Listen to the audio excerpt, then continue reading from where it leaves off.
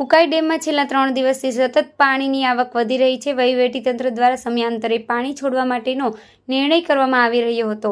ગઈકાલે પણ ઉકાઈ ડેમમાંથી 2 લાખથી વધુ પાણી છોડવાનો નિર્ણય કરવામાં આવ્યો હતો। જો કે ઉપરવાસમાંથી સતત પાણીની આવક થતાં આજે 2,47,363 ક્યુસેક પાણી છોડાતા સુરતમાં તાપી નદી ગાંડીતુર બની છે। હાલ ડેમની સપાટી 336.44 ફૂટે પહોંચી છે। તાપી નદીના જળસ્તરમાં વધારો થતાં નીચાણવાળા વિસ્તારમાં પાણી ભરાવાના શરૂ થયા છે। ઘરોમાં પાણી ઘૂસી જતા લોકોનું રેસ્ક્યુ કરવામાં આવ્યું છે। ત્યારે વર્તમાન પરિસ્થિતિને ધ્યાનમાં રાખી સુરત મ્યુનિસિપલ કમિશનર દ્વારા ઇમરજન્સી રિસ્પોન્સ સેન્ટર ખાતે અધિકારીઓ સાથે બેઠક કરી મ્યુનિસિપલ કમિશનર શાલિની અગ્રવાલ અધિકારીઓ સાથે મીટિંગ કરી રહ્યા છે।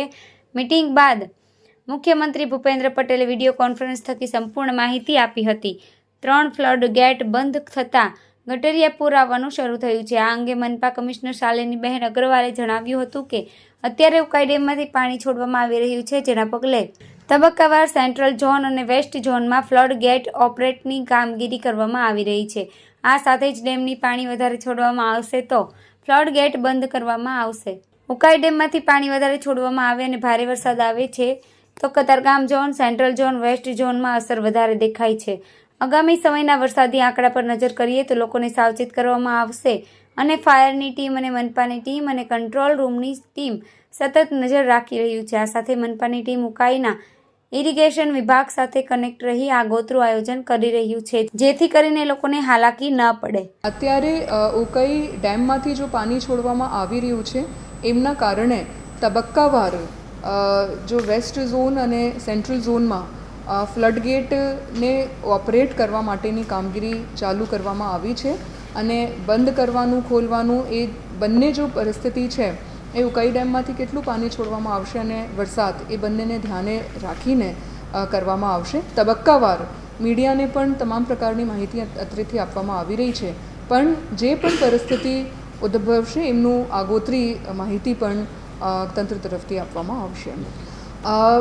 જો ઉકાઈ ડેમ અને ભારે વરસાદના કારણે મોટા ભાગે જો એરિયાઝ અફેક્ટ થાય છે એ કતારગામ ઝોન, વેસ્ટ ઝોન અને સેન્ટ્રલ ઝોનમાં આવે છે। એ તમામ એરિયાઝનું મેપિંગ કરવામાં આવ્યું છે।